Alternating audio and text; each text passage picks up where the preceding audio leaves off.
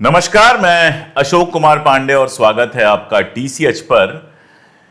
जब ये चुनाव चल रहा था, 2024 वाला चुनाव चल रहा था, तो लगातार ये बात आ रही थी कि सरकार अगर चुनाव जीत जाती है, अगर मोदी 400 से ऊपर सीटें लाते हैं तो वो संविधान बदल देंगे। और ये लगातार जो बात है वो भारतीय जनता पार्टी के ही सांसद के प्रत्याशियों द्वारा आ रही थी। अयोध्या के चाहे लल्लू सिंह हो, चाहे अनंत हेगड़े हो, मिर्धा थी वहां पे राजस्थान में, ये सारे लोग ये बात कह रहे थे। और अब ये कहा जा रहा है कि ये सब जो है जनता को बेवकूफ बनाया जा रहा था, हमारी बात का गलत उपयोग किया जा रहा था, जनता में भ्रम पैदा किया, ऐसा कुछ था नहीं। इन्हीं सब बहसों के बीच खबर अचानक आती है कि दिल्ली यूनिवर्सिटी के जो लॉ डिपार्टमेंट दिल्ली यूनिवर्सिटी का है, वहां पर मनुस्मृति पढ़ाई जाएगी। छात्रों को वहां मनुस्मृति पढ़ाई जाएगी। विरोध होता है और विरोध होने के बाद इसको वापस ले लिया जाता है। इसके पहले भी राजस्थान में जो हाई कोर्ट है उसके आगे मनु की मूर्ति स्थापित की गई थी। अब ये मनुस्मृति को लेकर भारतीय जनता पार्टी का और राष्ट्रीय स्वयंसेवक संघ का जो प्रेम है वो आज का नहीं है। जब संविधान बन रहा था उस जमाने में आरएसएस के मुखपत्र में ये लेख छपा था बाकायदा, जिसमें भारतीय संविधान की आलोचना की गई थी कि इसमें कुछ भी भारतीय नहीं है। और कहा गया था कि मनुस्मृति जो है वो एक भारतीय कोड हमारे पास पहले से है और उसी को लागू किया जाना चाहिए। इसके अलावा भी चाहे वो गोलवर्कर हों, चाहे बाकी लोग हों, इन लोगों के यहां मनुस्मृति की तारीफ अक्सर दिखती है। पहले भी मैंने इसको लेकर वीडियोस किए हैं कि ये लोग कैसे मनुस्मृति के समर्थक हैं। अब मनुस्मृति क्या है क्या नहीं है, ये सारा कुछ ऐसा नहीं है कि आप लोग नहीं जानते हैं, लेकिन फिर भी इसको बार बार दोहराया जाना जरूरी है कि आखिर मनुस्मृति को भारत के संविधान में तब्दील करने या दिल्ली यूनिवर्सिटी के लॉ डिपार्टमेंट में मनुस्मृति को लागू करने जैसी मंशाओं के पीछे होता क्या है। वैसे भारतीय कोर्ट्स में जिस तरह के डिसीजन आ रहे हैं उनसे तो आप लोग पहले से परिचित हैं। आपको याद होगा मोर की बात की गई थी कि मोरनी जो होती है वो मोर के आंसुओं से गर्भवती हो जाती है, उनके बीच में किसी तरह का कोई शारीरिक संपर्क नहीं होता है। अब ये कोर्ट में बैठ के जज साहब कह रहे थे। इसके अलावा भी बहुत सारे फैसले आए हैं। अभी हाल की बात है गुजरात की। गुजरात में एक जिला है तापी। तापी की जिला अदालत ने कहा कि गोहत्या बंद हो जाए तो पृथ्वी की समस्याएं खत्म हो जाएंगी। अब देखिए, गोहत्या जो है वो ज्यादातर स्टेट्स में, ज्यादातर राज्यों में गोहत्या जो है वो प्रतिबंधित है, गैर कानूनी है और उसके लिए सजा का प्रावधान है। तो अगर तापी के जज साहब गो हत्या करने वाले को सजा दे रहे हैं तो उसमें मुझे कोई दिक्कत नहीं है, किसी को कोई दिक्कत नहीं होनी चाहिए, वो कानून के लिहाज से है। लेकिन उस सजा के साथ लिखते क्या है? वो लिखते हैं कि जिस दिन पृथ्वी पर गाय का एक भी बूंद खून नहीं गिरेगा उस दिन धरती की सारी समस्याएं समाप्त हो जाएंगी। वहां पर गो तस्करी का कोई दोषी युवक था, आरिफ अंजुम, उसको उन्होंने सजा दी और उसमें यह सारा ज्ञान दिया। और उसमें क्या कहते हैं पता है? वो कहते हैं कि धर्म गाय से पैदा होता है, क्योंकि धर्म वृषभ के रूप में, वृषभ का मतलब हो गया बैल, बैल के रूप में होता है और गाय के पुत्र को वृषभ कहा जाता है। अदालत में संस्कृत के एक श्लोक को भी उद्धृत किया जिसमें कहा गया था कि अगर गाय विलुप्त हो जाती है तो ब्रह्मांड का अस्तित्व समाप्त हो जाएगा। अब उसमें वो कहते हैं वेद के 6 अंग जो हैं उनकी भी उत्पत्ति गाय के कारण हुई और इस तरह की तमाम बातें करते हुए कहते हैं, 2 और श्लोक सुनाते हैं और कहते हैं कि जहां गायें सुखी रहती हैं वहां समस्त धन संपत्ति की प्राप्ति होती है, लेकिन जहां गाय दुखी रहती है वहां सब कुछ नष्ट हो जाता है। मेरा सवाल बहुत सिंपल सा है। पश्चिम के जो सबसे विकसित देश हैं, चाहे वो अमेरिका हो, चाहे यूरोप हो, चाहे रशिया हो, चाहे चाइना हो, जो लगातार विकास कर रहे हैं और विकास के तमाम मामलों में हमसे बहुत आगे हैं, यहां तक कि जिनमें सुख समृद्धि भी सबसे ज्यादा है, खुशी सबसे ज्यादा है, जो इंडेक्सेस बनते हैं उनमें टॉप पे होते हैं, वहां तो गाय जो है वो खाद्य है। वहां गाय को वहां की संस्कृति में, चाहे क्रिश्चियनिटी हो, चाहे इस्लाम हो, चाहे यहूदी धर्म हो, इन सब जगहों पर गाय जो है वो खाद्य है। तो क्या वहां पर सारे दुख हैं और हमारे यहां सारे सुख हैं? देखिए, एक बात कहना कि गाय का सम्मान है, गाय की इज्जत है, हिंदू धर्म में गाय को देवी का दर्जा दिया गया है, ये सब बहुत बढ़िया बात है। गोहत्या के खिलाफ कानून है, उससे भी मुझे कोई दिक्कत नहीं है। लेकिन कानून है तो उसकी सजा देते समय आप सिर्फ इतना कह सकते हैं कि गोहत्या का दोषी पाया गया, सजा दी जाती है और बाकी एनालिसिस आप कर सकते हैं। इस तरह की बातें जो हैं वो सीधे मनुस्मृति से आती हैं। मैं आपको बता दूं कि मनुस्मृति में भी कहा गया है, अब जो मेरे पास खबर है ये तो नहीं पता है, लेकिन मुझे ऐसा लगता है कि वो मनुस्मृति के ही श्लोक कोट कर रहे थे।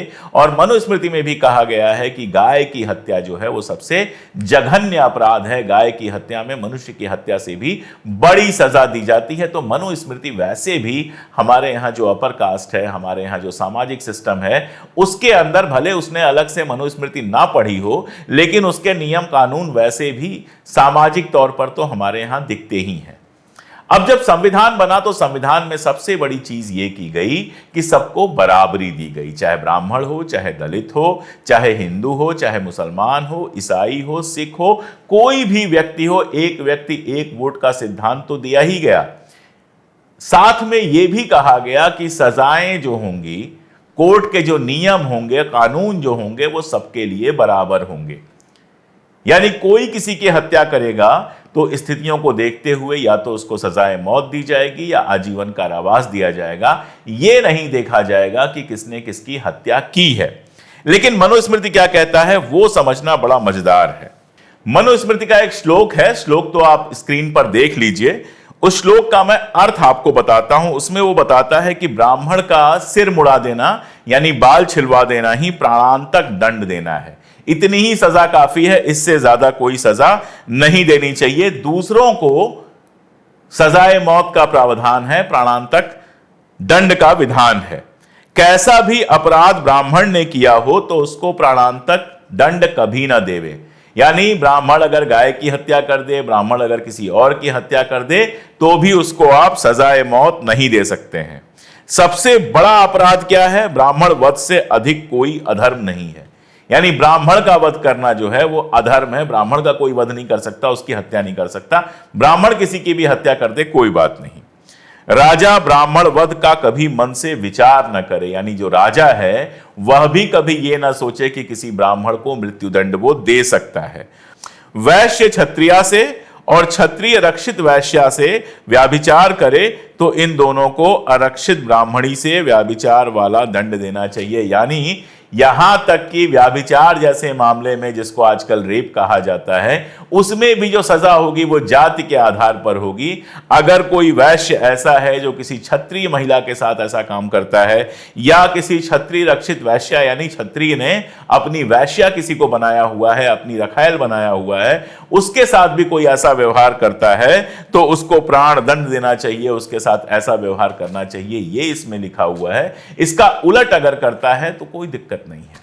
शादियों के नियम बनाता है, ब्राह्मण अपने नीचे के जो उन्होंने ऊंचा नीचा बनाया है वो सभी से शादी कर सकते हैं। क्षत्रिय जो है वो केवल क्षत्रिय से कर सकता है, वैश्य से शूद्र से कर सकता है, वैश्य जो है वो वैश्य और शूद्र से कर सकता है। लेकिन शूद्र अपनी जाति के अलावा अगर कहीं शादी करता है तो उसके लिए ऐसे ही कठोर दंडों का प्रावधान किया गया है। यानी बहुत सीधा मामला यह है कि यहां पर जाति व्यवस्था इस तरह से स्थापित की गई है कि शूद्र जो है, दलित जिसको आजकल हम लोग कहते हैं, अगर आप मनुस्मृति के हिसाब से चलते हैं तो दलित ना पढ़ाई कर सकता है, ना ही दलित जो है किसी तरह का कोई सम्मानजनक काम कर सकता है। ये जो श्लोक आप देख रहे हैं इसका मतलब यह है कि शूद्र को वेद शास्त्र आदि नहीं पढ़ाना चाहिए, जूठा अन्न देना चाहिए, हविष्य यानी कि यज्ञ में जो खाना होता है वो खाना नहीं देना चाहिए, उसको धर्म का उपदेश देना नहीं चाहिए, उसको जो पुरुष शूद्र को धर्म व्रत आदि का उपदेश देता है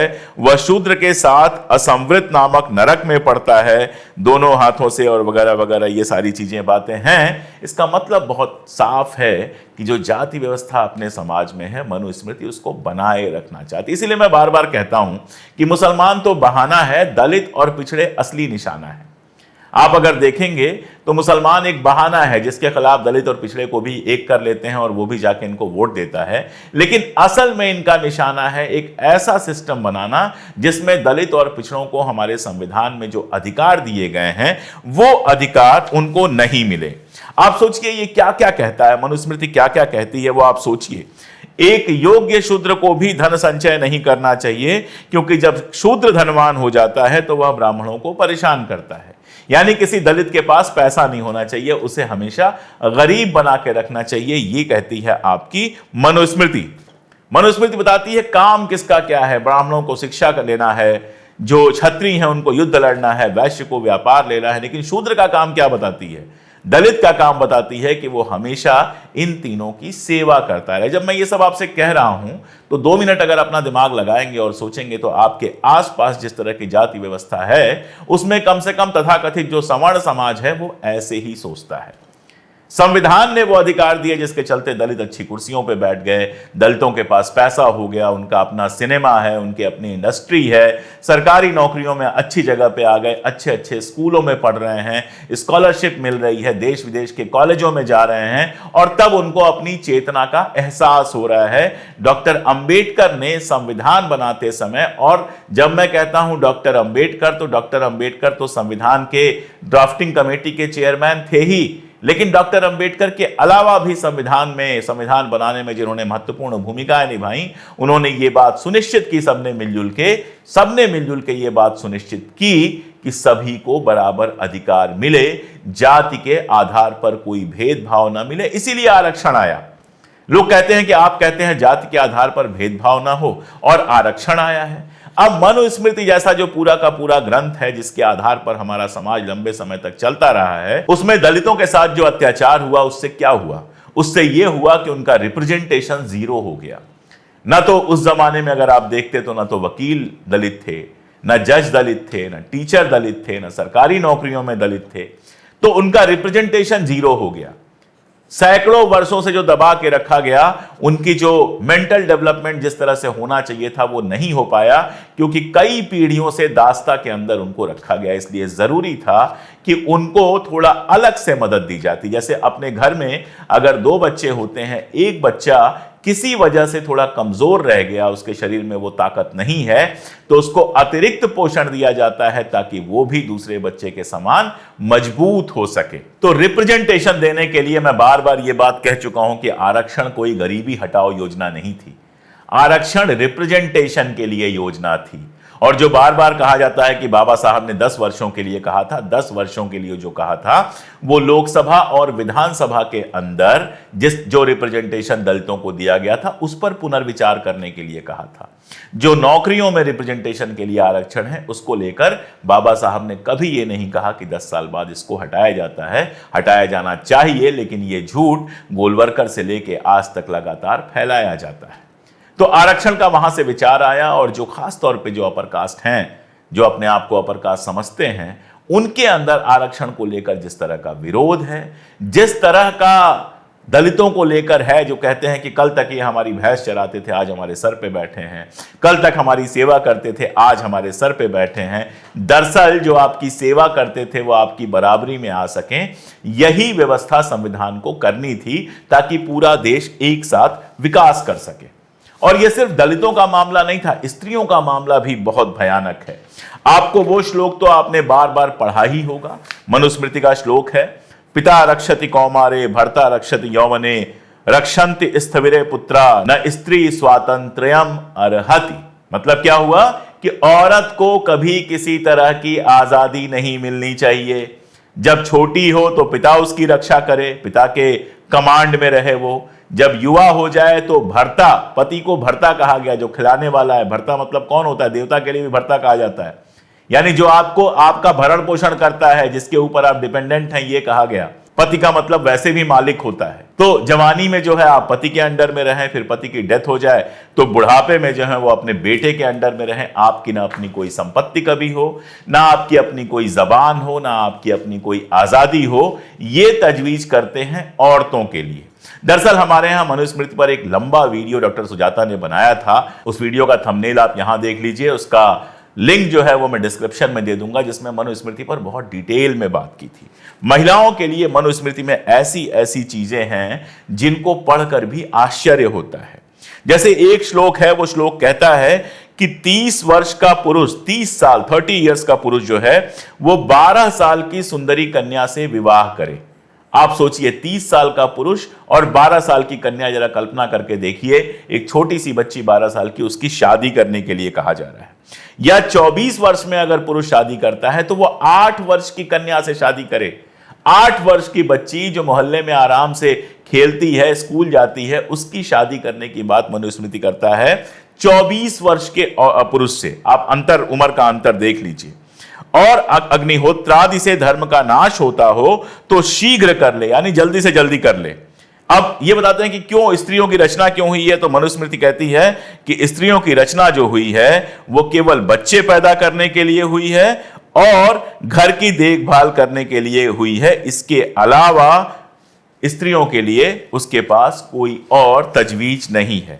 और सिर्फ इतना ही नहीं है, अगर आप देखते जाएं तो औरतों के बारे में ऐसी ऐसी बातें हैं, औरतों की मतलब औरतों को ऐसे बताया उसको कंट्रोल में रखना चाहिए, नहीं तो वो भटक जाएगी। वो कई सारे तो ऐसे श्लोक हैं जिसमें ऐसा लगता है कि उन्होंने सारी औरतों को जैसे मान लिया है कि इनकी इच्छा जो है वो अदम्य है, ये हमेशा हमेशा हमेशा ये शारीरिक संबंध बनाने के चक्कर में ही रहती हैं, इसलिए इनको कंट्रोल में रखना चाहिए। मनुस्मृति ऐसी ऐसी बातें करता है जिसको सुन के दिमाग खराब हो जाता है। अब देखिए, जब मनुस्मृति बनी होगी उस समय जिसका कंट्रोल होगा उसने अपने हिसाब से इसको बनाया होगा। जाहिर तौर पर जाति व्यवस्था में ब्राह्मणों का अपना वर्चस्व रहा है, तो सारे कानून ब्राह्मण पुरुषों ने ऐसे बनाए जो उनकी सुविधा के हिसाब से हो। लेकिन देश आजाद हुआ, देश की आजादी की लड़ाई लड़ी गई और उस आजादी की लड़ाई के बाद जो डेमोक्रेटिक देश बना, जो लोकतांत्रिक देश बना, उसके लिए हमारा संविधान बनाया गया। और संविधान और मनुस्मृति बिल्कुल दो ध्रुव पे जाकर खड़े होते हैं, क्योंकि संविधान हर मनुष्य की अस्मिता को बराबर सम्मान देता है, चाहे वो पुरुष हो, चाहे स्त्री हो, चाहे किसी जाति का हो, चाहे किसी धर्म का हो। जबकि मनुस्मृति का आधार ही यह है कि ब्राह्मण पुरुष जो है वो सर्वश्रेष्ठ है, उसके बाद क्षत्रिय पुरुष, उसके बाद वैश्य पुरुष, उसके बाद शूद्र पुरुष, और उसके बाद औरतों की स्थिति आती है। और सारे कानून, सारे नियम कायदे ऐसे बनाए गए हैं कि ये जो क्लासिफिकेशन किया गया है ऊपर से नीचे का, जिसको बाबा साहब ने कहा था कि हिंदू धर्म एक ऐसा बहुमंजिली इमारत है, हिंदू धर्म, जिसमें ऊपर से नीचे और नीचे से ऊपर जाने के लिए कोई सीढ़ी नहीं है। तो उस इमारत को बनाए रखने के लिए ये पूरा मनुस्मृति बनाया गया था। जबकि संविधान एक ऐसी इमारत बनाना चाहता है जिसमें सारे लोग बराबर हों, जो सबसे आखिरी इंसान हो उसको भी वो सुविधाएं मिल सकें, आगे बढ़ने के चांसेस मिल सकें। और ये हुआ भी है। आप जानते हैं, बहुत गरीब घरों से, बहुत पिछड़े घरों से लोग निकले हैं और देश के सबसे ऊंचे पदों पर पहुंचे हैं, जिसमें एक तो हमारे प्रधानमंत्री नरेंद्र मोदी जी ही हैं। वो खुद बताते हैं कि वो चाय बेचते थे, बहुत गरीब घर से थे, उनकी माँ दूसरों के घर में बर्तन धुलती थी और आज वो देश के प्रधानमंत्री हैं। ये संविधान का ही चमत्कार है। अगर मनुस्मृति होती तो मोदी जी कभी यहां तक नहीं पहुंच पाते। खैर, तो जो बार बार ये बात कही जा रही है, यह आशंका जताई जा रही है कि इस पार्टी को अगर पूर्ण बहुमत मिल जाए, 400 सीटें मिल जाए, इसका लक्ष्य यह है कि देश में किसी तरह से मनुस्मृति लागू हो।